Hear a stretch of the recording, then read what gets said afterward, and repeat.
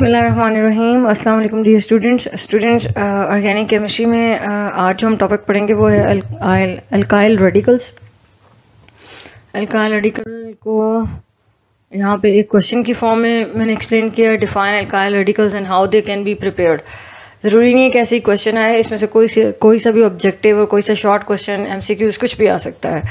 Alkyl radicals की सबसे पहले हम डेफिनेशन देखेंगे, लेकिन डेफिनेशन से भी पहले मैं सिंपल वर्ड्स में आपको बता दूं कि जब भी हम किसी अल्केन में से एक हाइड्रोजन रिमूव कर देते हैं तो जो बाकी का पार्ट बच जाता है वो अल्काइल पार्ट कहलाता है।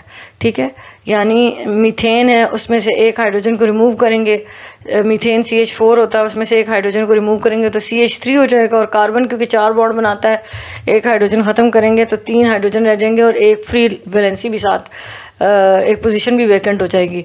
तो any alkane with the removal of one hydrogen and after removing that hydrogen when it has one free position, तो वो जो पार्ट है वो ग्रुप जो है वो अल्काइल रेडिकल कहलाता है। ठीक है, अब डेफिनेशन देते हैं। An alkyl radical is a group of atoms obtained by removing one hydrogen atom from an alkane।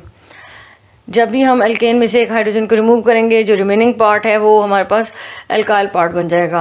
Representation कैसे होती है? Alkyl radicals are represented by the symbol R. जहां पर भी आप ऑर्गेनिक केमिस्ट्री में आर देखें तो इसका मतलब है कि ये कोई ना कोई अल्काइल है। इसके बाद है कैसे हम अल्काइल ग्रुप अल्केन्स को अल्काइल में कैसे कन्वर्ट करते हैं। स्टेप्स हैं इसमें कुछ। To convert an alkane into alkyl following steps are involved.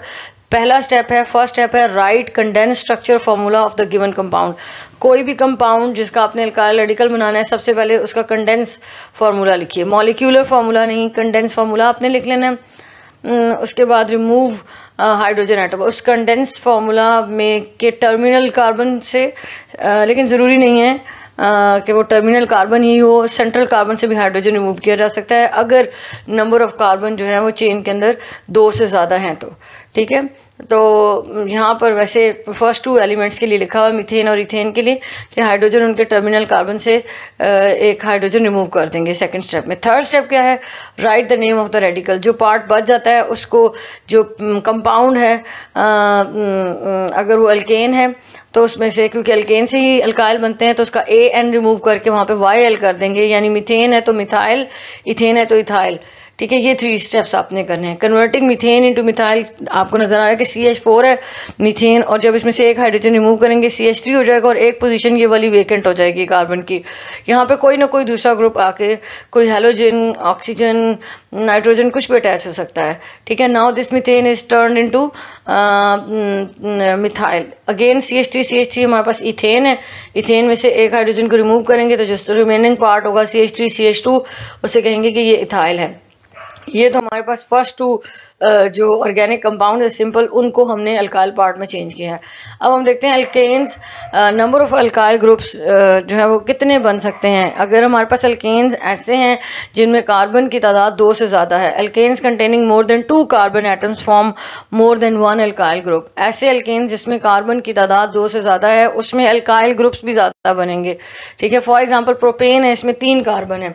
ठीक है, 3 कार्बन है, 2 अल्काइल ग्रुप्स इसमें से बनेंगे, 2 अल्काइल ग्रुप्स या 2 रेडिकल्स बनेंगे। ठीक है, वो कैसे बनेंगे हम यहाँ पर देखते हैं। टाइप्स ऑफ अल्काइल रेडिकल्स कितनी हैं जी? 2 तरह की हैं। एक नॉर्मल चेन होता है अल्काइल ग्रुप और एक ब्रांच चेन होता है। नॉर्मल चेन में क्या है? The group obtained by removing the terminal hydrogen atom is called the normal chain radical. In normal chain N is placed before the name. नाम लिखते हुए उसके सामने N लिखते हैं। जैसे प्रोपेन है, उसमें से एक हाइड्रोजन कम कर दिया है, ये देखें CH3 CH2, इसमें से टर्मिनल कार्बन से एक हाइड्रोजन रिमूव किया है, तो अब क्योंकि ये एक स्ट्रेट चेन है, नॉर्मल कंपाउंड है, तो इसके सामने हम लिखेंगे N प्रोपाइल। लेकिन अगर हम इसके सेंट्रल कार्बन से हाइड्रोजन रिमूव करेंगे तो अब वो N नहीं होगा, वो आइसो बन जाएगा और वो ब्रांच चेन का पार्ट होगा। The group obtained by removing hydrogen atom from central carbon atom is called branch chain radical. ठीक है, in branch chain iso is placed before the name. जब सेंट्रल कार्बन, अब यहाँ पर देखें 1 2 और 3 कार्बन है, लेकिन हाइड्रोजन कहाँ से रिमूव हुआ है? सेंट्रल कार्बन से रिमूव हुआ है। ये वेकेंट पोजीशन है, ये जो आपको नजर आ रही है जहाँ पे ये रेड पॉइंटर है। ठीक है, तो अब इस कंपाउंड को N नहीं कहेंगे, इस अल्काइल रेडिकल को N रेडिकल नहीं कहेंगे, या एन प्रोपाइल नहीं कहेंगे, इसको आइसोप्रोपाइल कहेंगे। ठीक है, तो जब number of carbon atom chain में ज़्यादा हो जाएंगे तो तब हमारे पास चांसेस हैं कि हमारे पास आइसो या फिर नियो रेडिकल्स बने। जैसे ब्यूटेन या पेंटेन का केस अगर होता तो उसमें न्यू पेंटाइल भी पॉसिबल था। तो नंबर ऑफ कार्बन बढ़ जाने से अल्काइल रेडिकल भी चेंज हो जाता है। लेकिन आपकी बुक में 10th क्लास में इतनी इंफॉर्मेशन है और आपके लिए इतनी इनफ है।